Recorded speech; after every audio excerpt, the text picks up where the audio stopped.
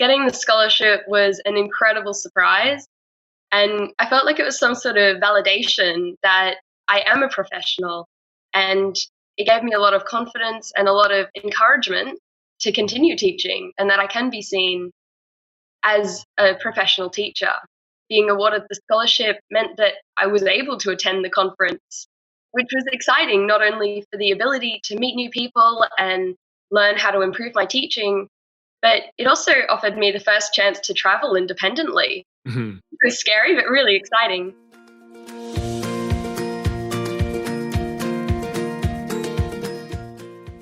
Well, hi teachers, it's Tim Topham here and welcome back to the Topcast, your official Music Teachers podcast. You're listening to episode number 203 with a very special welcome to my top music pro teachers. I hope everyone's going well and you're looking forward to another episode. In today's episode, we're checking in with two of our delegates from Piano Pivot Live 2020. Now, this was the conference we worked for a year or more to put together, and thank goodness we did it in January. I feel incredibly sorry for those events that had to cancel when they were run only a month or two later. We were very, very lucky to run our event at the end of January before the COVID-19 pandemic hit, and the outcomes of that conference are still being felt today, as you'll find out. Our two delegates, one of them won a Young Teacher Scholarship to the event, and the other was the winner of our grand prize, which was a Kawai digital piano worth over $4,000 and which was delivered to their studio. So we'll find out what they're doing with that piano and how all that went as well.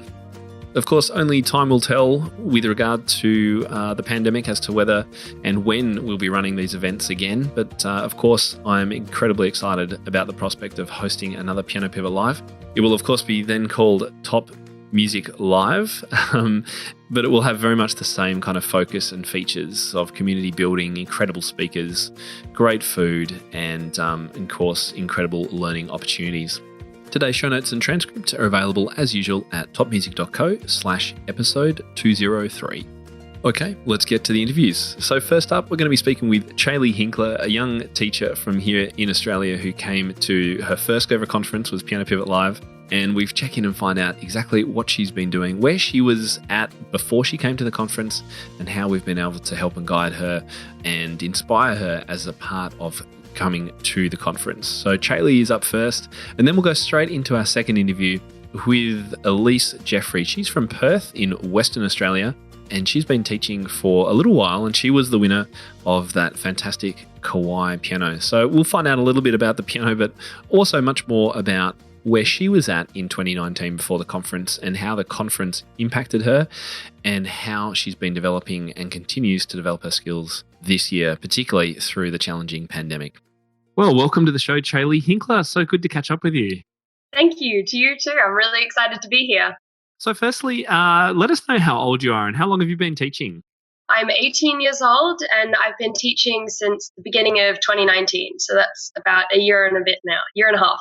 Right. So, I mean, really just straight into it, as many of us did, starting really quite young and before we really have any idea what we're doing.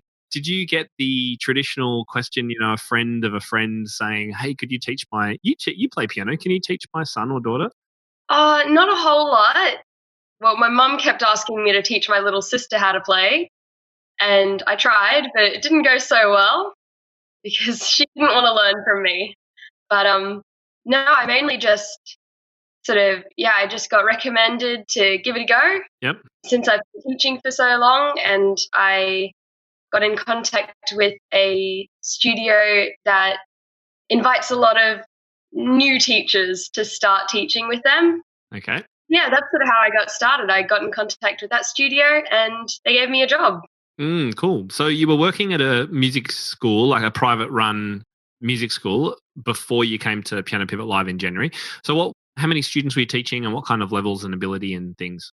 So back then I had about 7 students with the company I worked for, and maybe about 4 of my own personal students. Okay. Yeah, so around 10. Yeah, around 10 students. And were they mainly younger beginners? Oh, yes, definitely. I didn't have any experienced musicians at that time. So thinking back to last year when you were just getting started and before you came to the event, what were some of your biggest worries or concerns or things you were struggling with in your teaching and maybe even your studio as a business? I think, well, starting because I was working for two companies, yeah, last year, and I think the biggest sort of worry with both of them was not having the qualifications or the experience or even the confidence necessary to teach. And especially with the second company I started working for, I was especially worried that I wouldn't be good enough for them because they were right in the middle of Mooloolaba and everyone knows them. Right. So I was a bit very worried about not having the qualifications. I was also worried, especially when it came to mature age students, so adults. Being fairly young myself, I was worried that an adult might look down on me or disregard me because of my age. And then I was also worried because of that as well, that I didn't have all the answers for questions that I might be asked from students. Because I myself am still on my musical journey. So, yeah, I was really, really worried about a lot of things. Mm. You started teaching music straight out of high school, really. You hadn't done a degree or a course of any sort. I had done my piano exams and some of my theory exams. At the moment, I'm working on my piano diploma. Good on you. At that time, I'd only gotten up to my grade 7 exam. And we should say only. I mean, that's still pretty significant, given that the exam levels stop really at grade 8. So don't be too hard on yourself there. I mean, there are plenty of teachers teaching music out there who are fabulous teachers who don't have any grades, particularly in other countries where grades aren't so prevalent too. And you mentioned Mooloolaba before. Now, our US listeners will probably have absolutely no idea. In fact, most people outside Australia won't know what that is. What is Mooloolaba? Oh, okay, you probably wouldn't even know what the Sunshine Coast is. No, they wouldn't. So we're talking up the east coast of Australia, right? Yeah, it's up the East Coast. It's yeah, one of our sort of big big areas, highly populated areas up the East Coast. Yeah. And that was where the studio was in the town. Yeah. So yes, I can tell that the main sort of concern and struggle was really to do with your age and inexperience, just not having the confidence to know that what you're doing was right or knowing the answers to the questions you're getting or thinking that that might be the case in the future. And we all feel like that when we first begin. I certainly did. And I can remember it very, very clearly. So how did you first hear about Piano Pivot Live? Um, I actually heard it through the first company I started working with. I was administrating for them, so I was going through emails and replying to emails and stuff, and I saw that my boss got an email from you, Right. a scholarship for people who'd only been teaching from no experience up to 2 years of experience. And I was sort of like, all right, that's me. And I asked if I could send the email to myself to have a bit more of a look at it. And so I was allowed to, I did. And yeah, I looked into it and I tried my best to attend. Yeah, and you did. So you went for the scholarship, and we were more than happy that you were able to receive it, along with one other teacher as Thank well. What did it mean for you to get that scholarship? oh, Getting the scholarship was an incredible surprise. And I felt like it was some sort of validation that I am a professional. And it gave me a lot of confidence and a lot of encouragement to continue teaching and that I can be seen as a professional teacher. Being awarded the scholarship meant that I was able to attend the conference, which was exciting, not only for the ability to meet new people and learn how to improve my teaching, but it also offered me the first chance to travel independently. Mhm. It was scary, but really exciting. Most importantly, though, I knew that attending the conference would give me the confidence and skills that I needed to teach and work with anyone who walked through my doors, regardless of their age or their skill level, which it most definitely has done for me. That's great to Thank hear. you. Yeah. And I absolutely love supporting young teachers coming into this profession because, you guys bringing the new lifeblood in, and it's just, we can learn so much from you and the connections that you have with your students and the things that you've experienced and know as a different generation.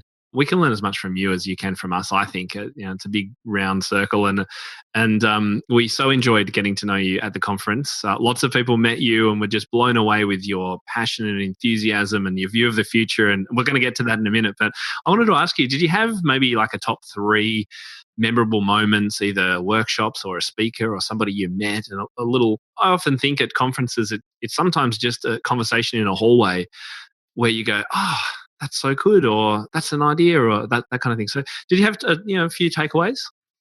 Well, I definitely think my memorable moments, I think one of the sessions with Lyndall Kennedy on improvising, she actually gave myself and some other teachers the opportunity to get up on stage, and she hands-on taught us how to improvise, which for me was scary. I mean, I've never been confident improvising.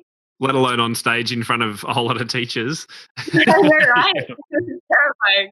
But it was sort of the turning point for me, from being scared and not wanting to try it to being excited and wanting to practice those skills that she taught us and really wanting to implement it into my own lesson.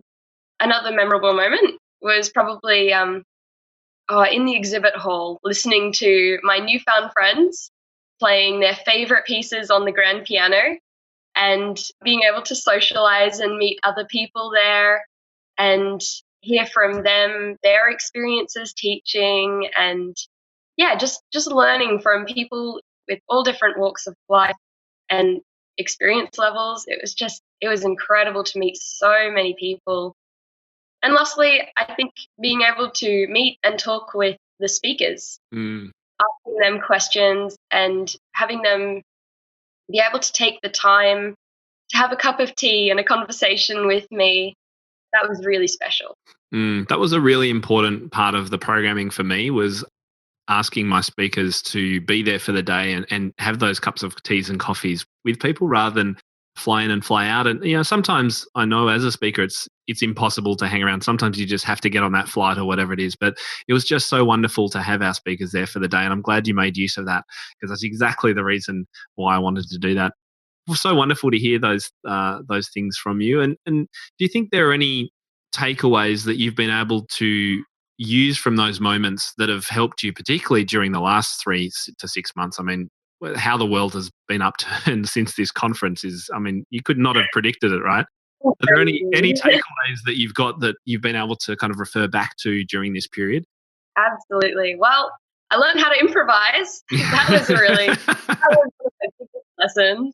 That was a big lesson. Now, we're talking musical improvisation or just the ability to improvise in your business as well? Right, really. I mean, I got to learn how to help my students improvise as well, and it taught me how to think on the spot a little bit more as well when it comes to answering questions or anything like that. The ability to say, I don't know, when a student asks a question that I'm not 100% sure of, that was really, that helped. And to be okay with that? Yeah. Students are always okay with that, I find. They're always like, okay, let's find out, and I say, let's find out together. Yeah, that's great. So I learned that from the conference. I also learned how to run a more professional business, especially in the importance of how people see you, from your personality to how you dress, to how effectively you operate your business, even down to correctly managing your billing and invoices. That was a learning curve as well. And one last thing that you said that really stuck with me was, do you want your students to be a lifelong lover of music or just to pass their next exam? And that really got me thinking about how I'm teaching and made me realize that I need to encourage my students to play pieces that they want to play, that they enjoy listening to as well, instead of just solely focusing on their next exam or their next performance. I want them to love what they do, not dread coming to lessons because they're just going to play the same 3 exam pieces over and over again. I want my students to be lifelong lovers of music. It's wonderful. Yeah, that's so lovely to hear, Caeli. Thanks for sharing that. And how have you gone with the online teaching thing? Has that come relatively naturally to you as a younger person, perhaps? Or has that been just as hard for you as everyone else? I think it's been just as hard for me as everyone else. It was really tricky, especially, because you can't help people. You can't move their hands onto a specific place or point at the music to say, this is where I want you to play from. I feel like my communication skills have really improved from it because I haven't been able to physically show people what I'm wanting. So I've had to learn how to explain everything. Luckily, at the moment, though, we're able to start teaching face-to-face again. So, I'm moving back to face-to-face lessons and, don't have to worry about that too much anymore. Are you going to continue with a mix of online or just go back to all in person at the moment? Well, mostly I'm wanting to go back to in-person lessons. There is the occasional student that is wanting to stay online at the moment, but I think even they are coming back to the studio within the next couple of weeks. But I'm more than happy to continue with online lessons. I think, especially if someone can't come in for some reason, I think it's really good to be able to continue their musical journey in their own home. It's good to have that ability to offer something different as well, I think. And I think that's what a lot of teachers are taking away. It's like, okay, well, maybe this isn't ideal or it doesn't work particularly for me, but it is something that I can do. I know I can do it now. Maybe it will eradicate my makeup lessons. Maybe it'll be good for snow days in the Northern Hemisphere. Or maybe, if I am a bit short on students, I can find some online students in another part of the world that I wouldn't have otherwise been able to. So there's some good options there now, I think. And you had about 10 students at the start of last year. So we're midway through this year. Have you been able to grow? And are you still working for the music schools or are you doing it all at home now? I'm still working with one music school, the latter that I picked up. Mm-hmm. And I'm starting to increase my own students. Right. Yeah, that I personally. I've grown to about 22 students, both in the studio and my own personal student. Congratulations. That's pretty much double where you were. Yeah, absolutely. That's great. Which is really, really good. Let's look to the future. I remember when we chatted at the conference, you had some big plans and goals. Do you still have them? And if so, what are they? How's the future looking in the next 12 months, even 3 years ahead? What are your goals? Well, I am wanting to complete my piano diploma. I'm working towards that and my theory exams. I'm actually starting a university degree this semester. Oh, wow. Yeah, to learn how to be a music and drama teacher for high school students. Oh, wow, that's great. So that's really exciting. And my long-term goal is still to open and run my own music and performing arts studio here on the Sunshine Coast. Wonderful. I love those kind of big dreams. And I have every faith that you're going to be able to do it as well.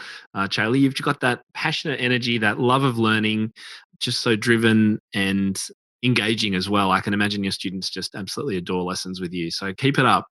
It's so good. So what would you say to teachers who might be listening about coming to a future Top Music Live event? I would tell all teachers to jump on the opportunity. It's a wonderful and highly educational experience. Whether you've been teaching for 4 weeks or 40 years, you're going to learn so much and meet so many like-minded and lovely people. All the speakers are incredibly talented and easy to understand. And you're going to make heaps of new, genuine friends and be embraced into a warm and inviting community. So I would highly recommend Top Music Live events. That's wonderful. That's so good to hear. Thank you very much for your time today, Caeli.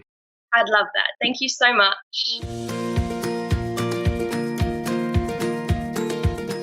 Now, make sure you stay tuned to the end because, as I mentioned at the end of last week's episode, we have a very special offer for you for access to Piano Pivot Live virtual tickets. This is the last chance we'll be offering these, and as we only have 6 months worth of access left, we're going to be giving them to you today at a 50% discount. And as you'll hear from my two guests today, it was the speakers who really made this conference shine.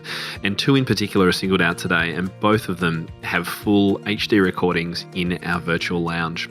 So stay tuned to that, and I'll let you know the details at the end of the show. Elise, Jeffrey, thanks so much for joining me today. Thank you so much for having me on, Tim. Now, we've got a little bit of a delay. I think it's probably because we're going right across Australia, because you're over in Perth, Western Australia. So it's about a 4-day drive, isn't it? Not that we can get there anymore because all the borders are closed. Yes, that's right. So tell us, whereabouts in Perth are you actually? So I live in Innaloo. I don't know if you know where that is in Perth. I do. Actually, I lived in Perth for 5 years. And people are going to think that, of course, that's hugely amusing, Innaloo, because I remember the kids I used to teach over there thought that was the weirdest suburb name. And how long have you been teaching over there? So I've been teaching I have actually been teaching for about 10 years, but most of the time I was studying at university. So I didn't have that many students over most of that time. It's really only been a year and a half now that I've been teaching full time. So right. And so tell us about your studio before you came to Piano Pivot Live in January. So it almost seems like another world away, doesn't it? But what were things like last year with the number of students and the levels you were teaching and things like that? Okay, so that would have been 2019. I was teaching about 20 students one-on-one from my home studio, and also over the course of that year I taught a different number of students at different times because I was teaching in some different schools and things as well. So for a while I was actually teaching like 60 plus students a week, which was just very ridiculous. And I'm not doing that anymore this year because I decided that I just wanted to focus on my business. So now this year I'm currently teaching about 30 students from my house, which is really good and a much more sensible amount. Sounds more manageable. Yeah, absolutely. Yeah. So you were teaching at schools, like government or independent schools, or do you mean music schools run by another teacher? No, I was teaching in government schools and private schools because I was working for a business that sent teachers in to teach at different schools. Ah, right. Okay. What was the name of that company? Keyed Up Music. Keyed Up Music, great. And so looking back to 2019, obviously that's a large number of students, but what were some of can you think of any struggles and concerns that you had in that year before you came to join us in January? Well, definitely when I was teaching so many students, it was just very difficult to balance everything and to feel like I was finding good things for students to work on with teaching that many students, because actually a lot of them as well were one-on-one. I was teaching in groups for some of them, but most of them were actually one-on-one, and just finding enough time to do that was very difficult and feel like I was doing a good job. But also fitting in enough creative music making was definitely something that I was struggling with because I was classically trained, or that's my background, and that was never really encouraged, improvising, composition, but I don't want my students to miss out on those things. So, yeah. How did you know that creativity and the improvising and things was something that you thought you should do? Because I imagine that for a lot of teachers in years past who had just trained classically, you would just teach classically and you didn't really think about it. Is there something that made you realise that, well, maybe I'm missing out on something here, or my students are? Yeah, I would say listening to your podcast, actually. Oh, there you go. I didn't prime that, everyone. It was a matter of just sort of hearing what people were talking about, maybe conferences and things online, that you just went, oh, maybe that is a missing part of my teaching. Yeah, definitely reading. Well, because I like to research lots of different things and find lots of ideas for my students. And just in searching through ways to make them more engaged in lessons, listening to different podcasts, particularly yours, I would say, yeah, it just came up as, oh, this is really interesting and definitely something that I should be including in. Right. And then you were a little bit stuck because you knew you wanted to include this and there was merit in it, but you also had 60 students and little time in lessons probably, and very little time to spend your own time preparing new things for the students. Would that be right? Yeah, that's definitely true. Yeah. Yeah, that makes a lot of sense. So how did you hear about Piano Pivot Live? Was it through the podcast? Yeah, it was through the podcast that I heard about it. Yeah. And was there a particular catalyst that made you decide to come along? Because I know a lot of people would listen to it, they would have thought it was a great idea, but perhaps never pulled the trigger and came along. Was there something in particular that made you think, okay, I need to go to this? Um, I don't know that there was one particular thing. It was just listening to you talk about it, and it sounded like hearing the different speakers would be very inspiring, and looking for something to go to that would give me ideas and make me excited about the year of teaching ahead, especially because I was planning to transition into only being self-employed.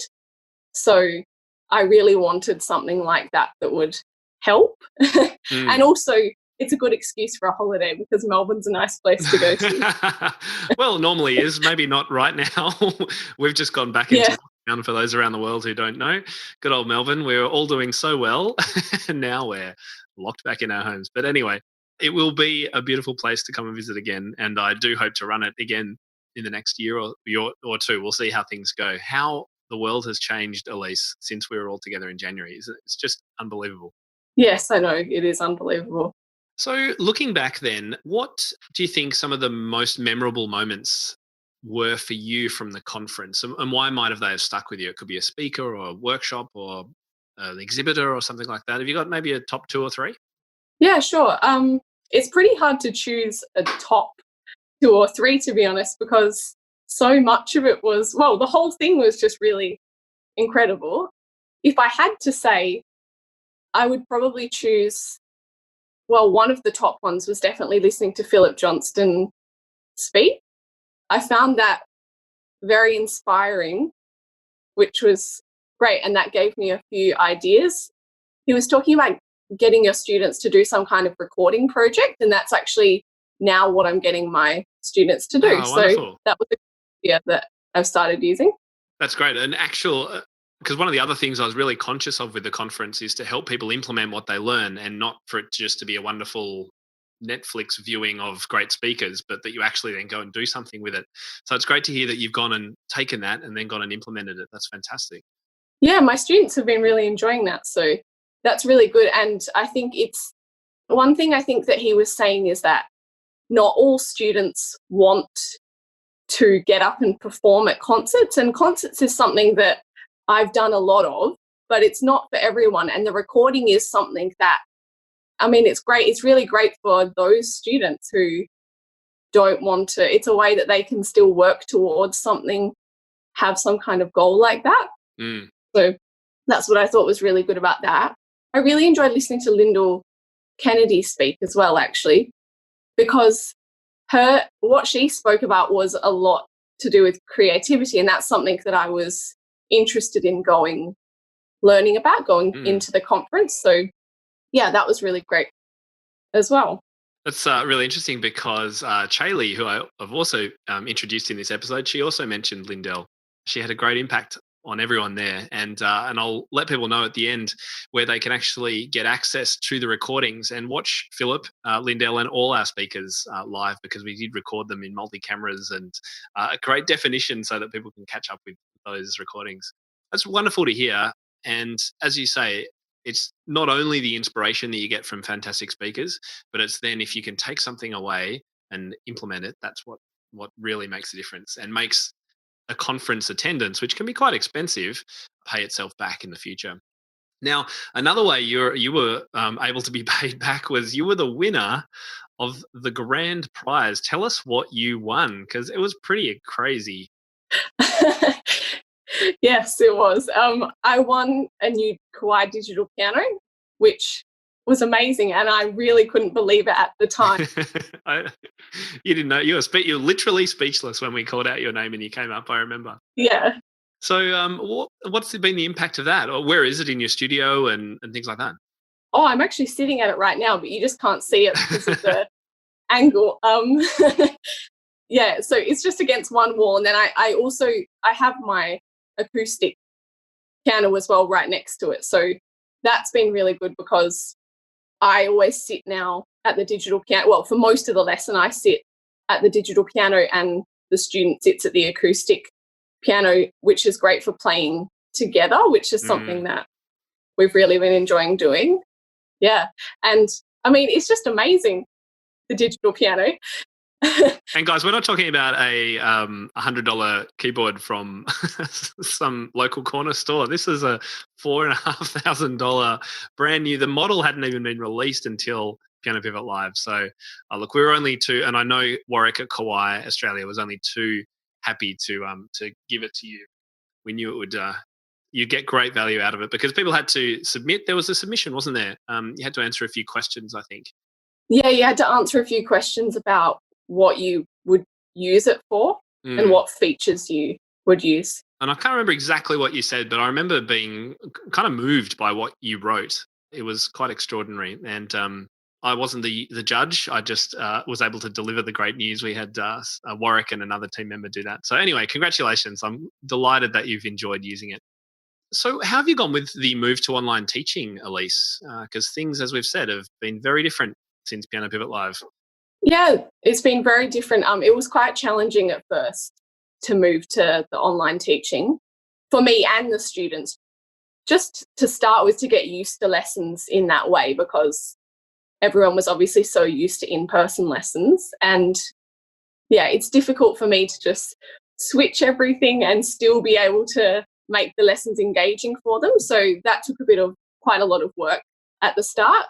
It did go quite smoothly because I'm lucky that my students were willing to be patient and understanding with me. So that was good.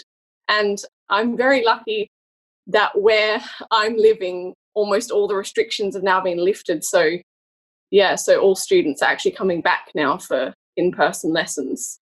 I was going to ask you what the future looked like. Were you going to continue any element of online lessons or all back to in-person? Well, all of them went back to in-person lessons, except I did actually gain a couple of students who they don't live very close to me, but they wanted to take lessons with me. So now they'll actually always be taking lessons online. So yeah, and as well, another thing that's come out of it, which has been great, is now that everybody knows how it works, they're happy to have the occasional online lesson if there's something that makes that more convenient one week, or they're just a little bit sick and they don't want to come to the lesson, but they're still okay to have a lesson. So yeah. Yeah, that's been a great outcome, just giving people there's now options. And I know a lot of teachers completely removing the make-up lesson concept. If a student can't make it, then some teachers are just recording a 10-minute, okay, here's where you're up to last time, here's what I'd like you to do, and go on with it. And there goes a whole element of stress for many teachers. So I think that's great. And I know a lot that of teachers who are continuing to do some component of online lessons. So great work. And look, I just wanted to kind of talk about the future as well. You've moved all your students into your home, or into your own business, which I think is a great move. Well done. What does the future look like? Are you looking to build? Are you comfortable where you're at? Would you like to lease an external studio? What's the future hold? I'm happy with it at the moment, because this year I actually gained about 10 students. So that was quite a lot for me. And it's really that really takes up pretty much all the spots that I had available after school. I don't know that I would be looking to get into a new space or anything, because I quite like working from home. But I'm definitely interested in teaching actually some more adults. I only have a couple of adult students at the moment, but that's something that interests me quite a lot, although I do really enjoy teaching younger kids as well. So that's actually something that I would be interested in looking more into, getting adults coming during the day and things like that. Yeah. Also, I'm considering doing some more different group lessons and things like that. So great. Sort of 1 or 2 kids, or are you talking a whole class of 8 or something? What would your group lessons look like, do you think? So I'd be looking at doing some kind of buddy lessons where it's just 2 students.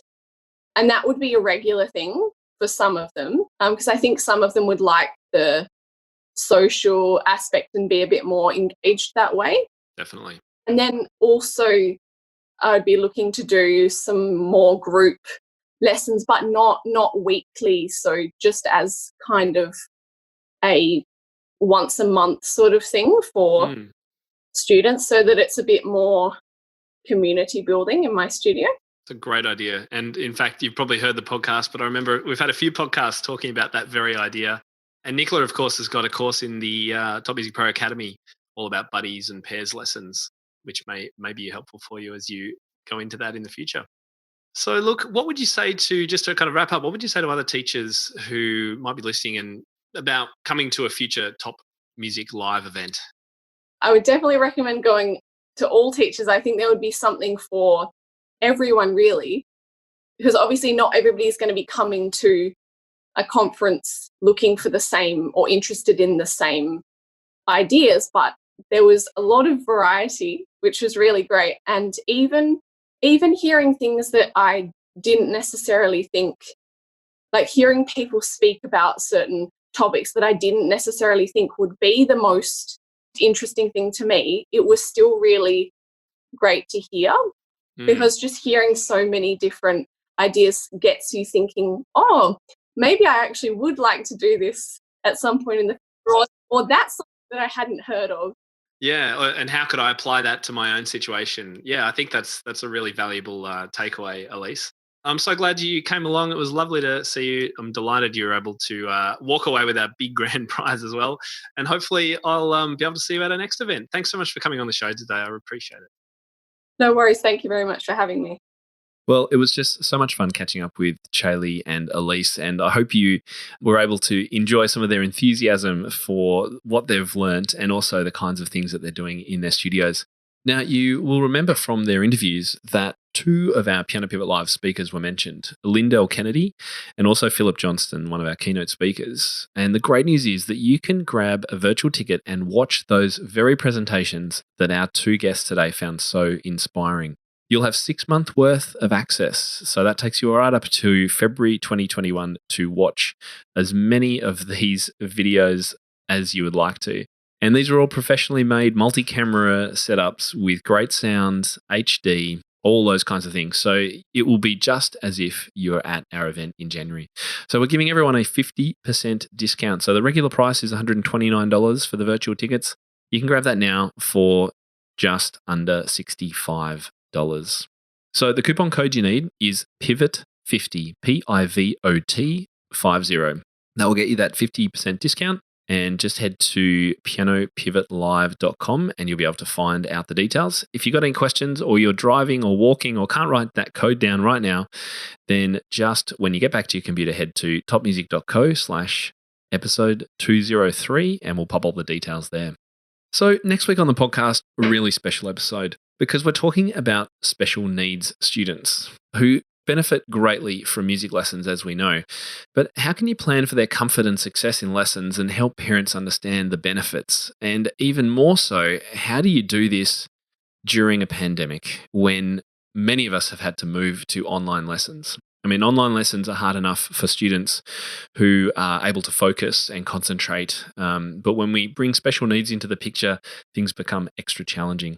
So tune in next week as we speak with Selena, one of our Evolution members, who's actually been putting together a brand new course for Top Music Pro that we're creating on this topic. And this is going to be one of the most practical courses we've ever created. I know for a fact that some of the most popular courses that I've ever created are the ones where I'm at the piano. Sometimes I've got a student with me and I'm actually teaching because it's always great to watch other teachers teach, right? So you'll be able to see Selena in action. It's a really practical course that we're creating, and we'll be asking a number of those questions that I've been hearing about and people have been wondering, particularly when it comes to online approaches to special needs students.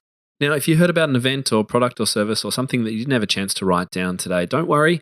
As I mentioned, we list everything you've heard about in the episode show notes at topmusic.co/episode 203. So head over there if you'd like to grab any of those links. I'm Tim Topham and you've been listening to the Topcast from topmusic.co. I'll see you next time. For more information about this episode and to find out how to enhance your own teaching, visit topmusic.co. You'll find everything you need for your studio, from lesson plans to cheat sheets, quick win teaching ideas and guides on how to build your teaching business. Plus, you'll be connected to a global community of the world's top music teachers. And when you're ready, join hundreds of other teachers around the world by becoming a Top Music Pro member and get access to all our bonus content and flagship courses. And don't forget to follow topmusic.co on social media and subscribe to this podcast wherever you listen to it. That's all for today. We'll see you in the studio.